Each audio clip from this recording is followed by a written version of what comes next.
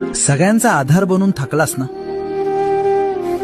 घराचा कणा बनून मान ताठ ठेवलीस, पण आज तीच मान माझ्या खांद्यावर टेकवून रडावंसं वाटतंय ना. जगाला तुझा राग दिसतो, पण मला तुझा थकवा दिसतो. तू कधीच कोणासमोर हात पसरले नाहीस. स्वतःच्या इच्छा मारून तू दुसऱ्यांची स्वप्न पूर्ण केलीस. पण तुझ्यासाठी कोण रे? तुला कोणी विचारलं दमलास का? नाही ना. तुझ्या या दगडासारख्या दिसणाऱ्या शरीराच्या आत एक लहान मूल दडलंय, जे खूप एकटंय.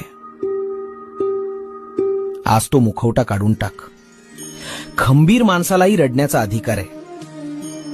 जगाचा भार वाहणारा तू असलास तरी तुझा भार वाहणारा मी आहे. शांत हो, भिवू नकोस. मी तुझ्या पाठीशी आहे.